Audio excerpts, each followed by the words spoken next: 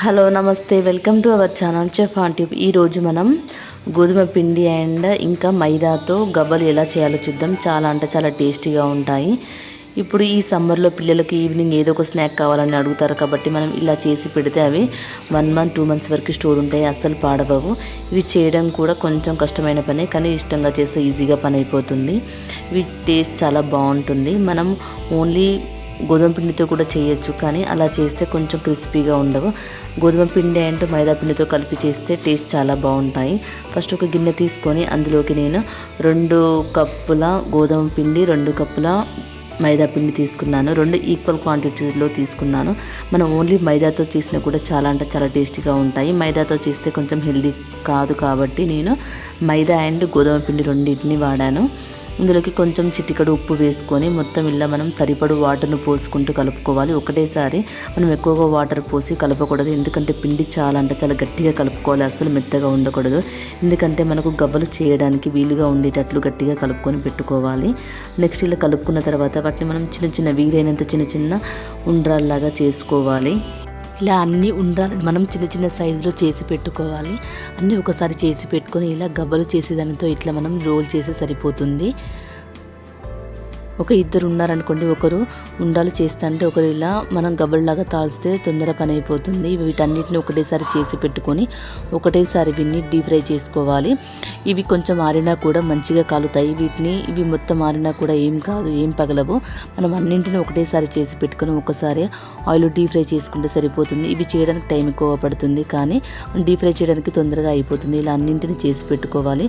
ఒక 1 kg చేసామనుకోండి, మనకు 1 month వరకు ఈవినింగ్ స్నాక్ కోసం పిల్లలకి ఎప్పుడంటే అప్పుడు అడిగితే ఇవ్వచ్చు, చాలా టేస్టీగా ఉంటాయి.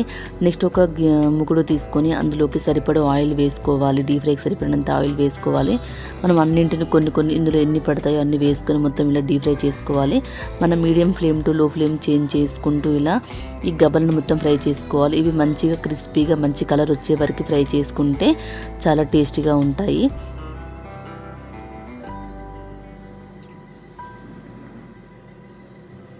ఇలా మనం అన్నింటినీ ఫ్రై చేసుకొని ఒక బౌల్లోకి తీసుకొని పెట్టుకోవాలి. చూడండి, మన వీడియోలో చూస్తున్నట్లు మంచి గోల్డెన్ కలర్ వచ్చే వరకు వీటన్నింటినీ ఫ్రై చేసి పెట్టుకోవాలి. నెక్స్ట్ వీటన్నింటినీ ఇలా ఫ్రై చేసుకున్నాక మనం ఈ పాకం కోసం ఒక గిన్నె తీసుకొని అందులోకి నేను ఒక సగం కప్పు షుగర్ తీసుకున్నాను. నెక్స్ట్ ఇంకా కప్పున్నర, అంటే నేను తీసుకున్నది 4 కప్పుల గోధుమ పిండి కాబట్టి ఇందులోకి 2 కప్పుల షుగర్ అనేది సరిపోతుంది. మనం మొత్తం షుగర్ కాకుండా ఇలా బెల్లంతో చేస్తే టేస్ట్ అనేది చాలా బాగుంటుంది. మనం 2 కప్పుల బెల్లం కూడా తీసుకోవచ్చు. బెల్లం వేయడం వల్ల ఈ గవ్వలు అనేవి ఇలా అతుక్కుంటాయి, ఇట్లా విడివిడిగా రావు. అందుకే నేను కొంచెం 1/2 కప్పు షుగర్ వేసాను. ఇది వేయడం వల్ల మనకు గవ్వలు అనేవి పర్ఫెక్ట్గా వస్తాయి. చాలా టేస్టీ అండ్ హెల్దీ కూడా. నెక్స్ట్ ఇందులోకి కొన్ని వాటర్ పోసి బెల్లం మొత్తం కరిగే వరకు ఇలా మిక్స్ చేసుకుంటూనే ఉండాలి. ఇది కొంచెం మంచి పాకం వచ్చే వరకు చూసుకోవాలి. ఇది బాగా ముదురు పాకం కాకుండా కొంచెం లేత పాకం వస్తే సరిపోతుంది. ఈ పాకం పట్టడానికి కూడా మనకు జస్ట్ ఒక 10 నిమిషాల్లో పాకం వచ్చేస్తుంది.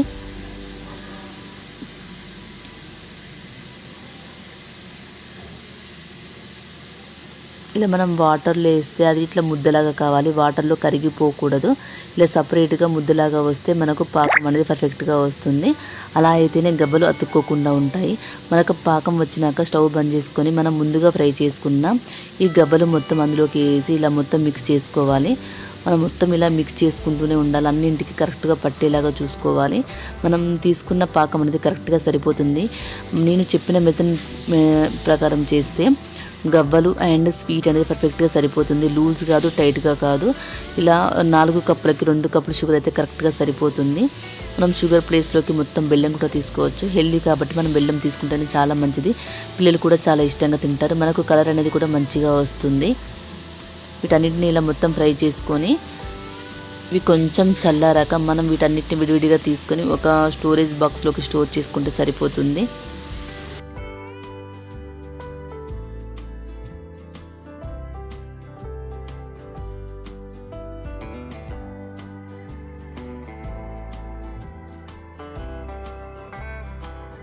వీటిని మనం ఒక 5 నిమిషాలు చల్లారాక చూస్తే ఇలా మంచిగా మంచి షైనింగ్లోకి వస్తాయి ఈ గవ్వలు అనేటివి. ఇలా విడివిడిగా ఉండాలి గవ్వలు అనేటివి. మనకి ఇట్లా ముట్టుకుంటే తునిగిపోవాలి. అలా క్రిస్పీగా ఉంటేనే గవ్వల టేస్ట్ చాలా బాగుంటుంది. పిల్లలు కూడా చాలా అంటే చాలా ఇష్టంగా తింటారు. ఒకసారి మీరు కూడా ఇలా ట్రై చేయండి. ఈ వీడియో నచ్చితే లైక్, షేర్ అండ్ సబ్స్క్రైబ్ చేసుకోండి.